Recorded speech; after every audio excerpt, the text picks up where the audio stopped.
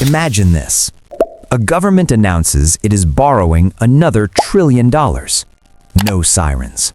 No emergency meeting on your calendar. Markets barely blink. The headline flashes, then disappears. But somewhere, someone just got paid. Quietly, predictably, repeatedly. Not in the future, not eventually. Right now. And here's the uncomfortable part. It probably wasn't who you think. This video is about a question most people never stop to ask. When governments borrow trillions, who actually receives the money? Not the theory, not the polite explanation, the real flow of cash. Because once you follow the money, the story stops being abstract and starts feeling personal and a little disturbing. Right now, governments across the world are borrowing at historic levels. The United States, Europe, Japan, emerging markets. Debt numbers so large they stop sounding real. 30 trillion, 40 trillion, hundreds of percent of GDP. It all sounds distant, like weather, like gravity. But borrowing is not magic.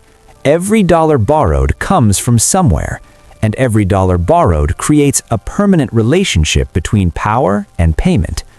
Understanding who gets paid explains why debt keeps growing, why it rarely gets paid back, and why some people quietly love government borrowing, even when everyone else is told to worry.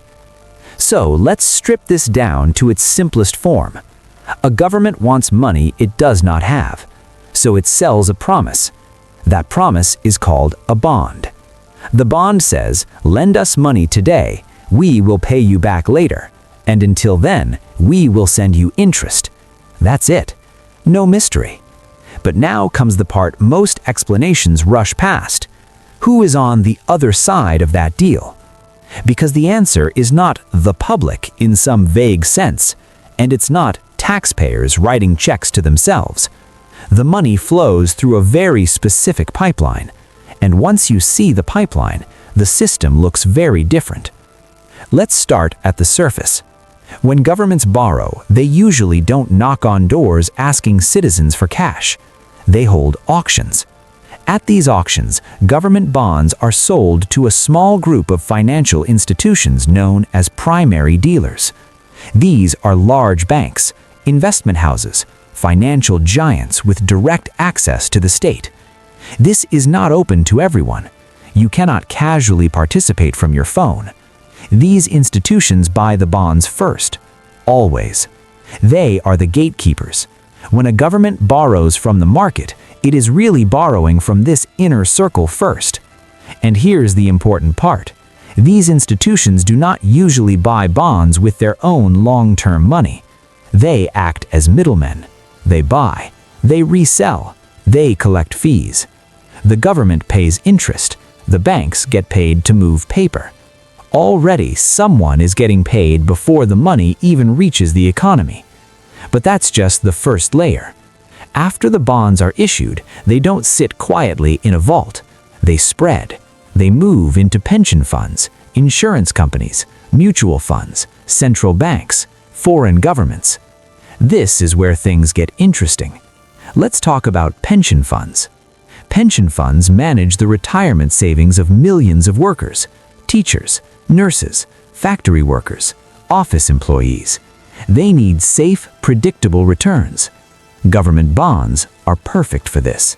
So when a government borrows, pension funds buy those bonds, and the government pays them interest. Which means governments are paying interest to future retirees. Sounds harmless, even comforting. But look closer. Those interest payments come from taxes and inflation and future borrowing. So workers fund the government through taxes, then lend their savings back to the government through pensions, then get paid interest funded by themselves. It's a loop, a calm, legal, perfectly normal loop. But it gets stranger. Now let's talk about insurance companies. Insurance companies collect premiums. They need to invest that money safely. They buy government bonds. So when governments borrow, insurance companies get paid interest. Steady, reliable, guaranteed.